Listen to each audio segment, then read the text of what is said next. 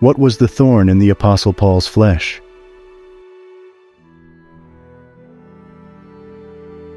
My beloved friends, today I want to take you on a journey through the Scriptures and explore the enigmatic concept of the thorn in the flesh that the Apostle Paul experienced. In 2 Corinthians 12:7-9, Paul speaks of this thorn, a mysterious affliction that tormented him and drove him to his knees in desperate prayer. While the Bible does not explicitly reveal the nature of Paul's thorn, it leaves us room for speculation and contemplation. Imagine with me for a moment the life of the Apostle Paul. As one of the most influential figures in early Christianity, he was no stranger to trials and hardships. From physical persecution to emotional anguish, Paul faced countless obstacles in his mission to spread the gospel. And yet it was this unnamed thorn in the flesh that caused him great distress, to the point that he pleaded with God to remove it not once, but 3 times. So what could this thorn have been? Let us consider several possibilities that scholars and theologians have proposed over the years. It is important to note that these are speculative interpretations, as the Bible does not explicitly reveal the precise nature of the thorn. However, they can help us grasp the depth of Paul's struggle and the timeless lessons we can learn from it. Could be a physical affliction. Some scholars believe that Paul's thorn could have been a chronic physical ailment or disability. It could have been a recurring illness, a visual impairment, or even a physical limitation that hindered his ministry. In Galatians 4:13-14, Paul speaks of a bodily condition that caused him to preach the gospel to the Galatians initially. Could be persecution and opposition. Paul's ministry was met with fierce opposition and persecution. It is possible that his thorn was symbolic of the constant threats and attacks he faced from adversaries who sought to silence him and hinder the spread of the gospel.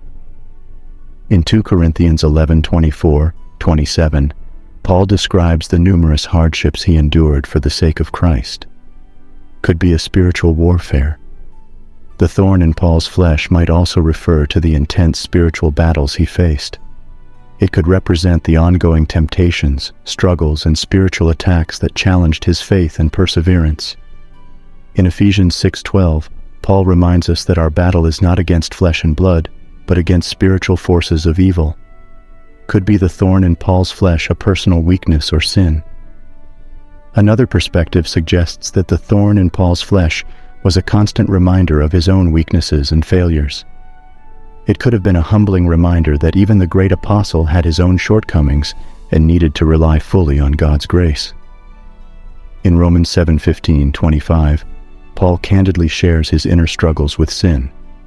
These are just a few interpretations of what Paul's thorn in the flesh could have been. While we may never know for certain, what is undeniable is the profound impact it had on Paul's life and his understanding of God's grace. Instead of removing the thorn, God responded to Paul's pleas by saying, "My grace is sufficient for you, for my power is made perfect in weakness." These words hold tremendous significance for us today. They remind us that even in our most vulnerable moments, God's grace is more than enough. In our weaknesses, His power shines through, bringing healing, strength, and perseverance.